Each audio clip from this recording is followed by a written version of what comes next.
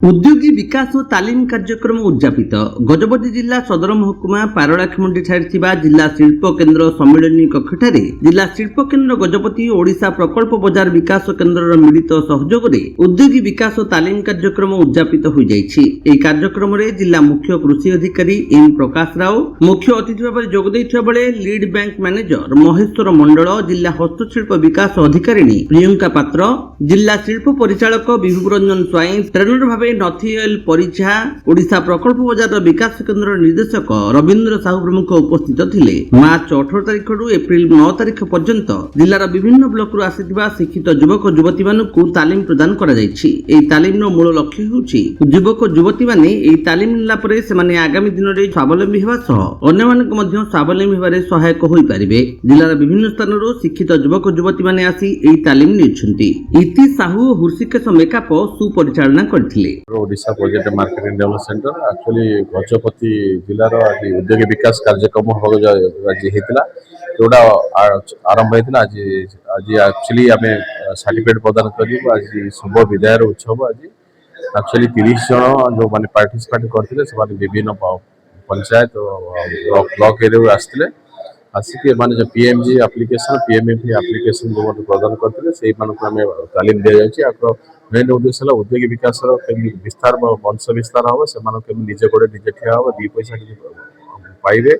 उद्योग बारे विभिन्न डिफरेंट स्कीम जो अच्छी पीएमजीपी पीएमएफी स्कीम से उद्योग विकास कार्यक्रम त्वरान्वित करने गाँ बस्ती सहरांचल समस्ते गढ़ी उठुं गोटे उद्योग से समस्त सम्मानित अतिथि मैंने आसते लीड बैंक मैनेजर आसते डिस्ट्रिक्ट एग्रीकल्चर ऑफिसर आसते हैंडिक्राफ्ट प्रमोशन ऑफिसर आसते जिला शिल्प केन्द्र जनरल मैनेजर उपस्थित अच्छा सहित आमर डिस्ट्रिक्ट रिसोर्स पर्सन परिवेश समस्त अच्छा आम मिलित भाव सहयोग करने सहयोग करने माने उद्योग विकास कार्यक्रम कराई।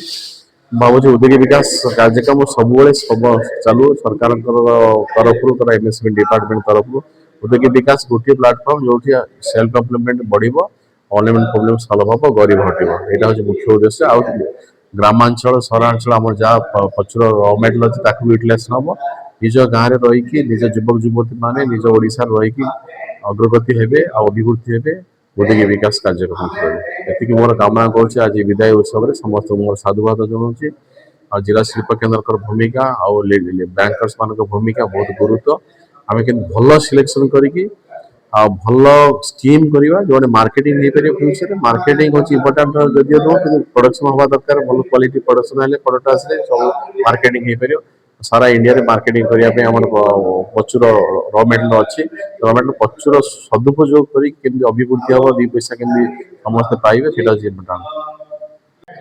ये मु general manager DIC Gajapati Shri विभु रंजन स्वाई कहूँ।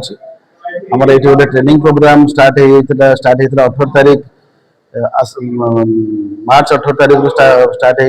आज तार उद्यापन और सर्टिफिकेट वितरण दिवस और से सर्टिफिकेट जो ट्रेनिंग रे आम विभिन्न प्रकार केमी इंडस्ट्री करेंगे आमर 9 डिपार्टमेंट ऑफिसर मान डाकी जिला स्तर जो मैंने ऑफिसर से डाकी जीएसटी सार मान डाकी सीआरसी और जीएसटी अधिकारी भी आसी ट्रेनिंग करते और ये जो 12 दिन ट्रेनिंग कलापर एमाने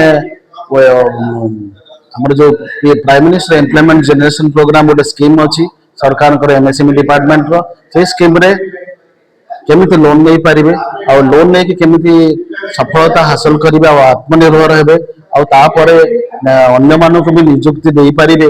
सो सेटा गोटे लक्ष्य से लक्ष्य को पूरण करने आज हूँ सर्टिफिकेट वितरण दिवस से से भी कहुई केमिति आपण इंडस्ट्री करेंगे केमिति आपणकर पंजीकृत करेंगे गवर्नमेंट जगार कौन इंडस्ट्री करेंगे पंजीकृत जदि आप नुआ इंडस्ट्री करने चाहते करेंगे जो मैंने सफलतार सहित प्रोडक्शन करें भी पंजीकृत करेंगे पंजीकृत कलापर कौन सब्सिडी पाइबे आपण मेसिनरी बाबद कौन सब्सिडी पाइबे इंटरेस्ट बाबद कौन सब्सिडी पाइबे इवन अन्य जिनस जमी इलेक्ट्रिक करेन्ट बाबद सब्सिडी पाइबे जमी कन्वर्सन करुँच से बाबद सब्सिडी अच्छी आपणकर कर्मचारी मानकर जो प्रोविडेंट फंड बा अन्य रजिस्ट्रेशन ବାବଦରେ ଆପଣ ତା ରିଇମ୍ବର୍ସ ସବସିଡି ରିଇମ୍ବର୍ସ ହେଉଛି ସରକାର ସେ ସବୁ ବ୍ୟବସ୍ଥା କରିଛନ୍ତି।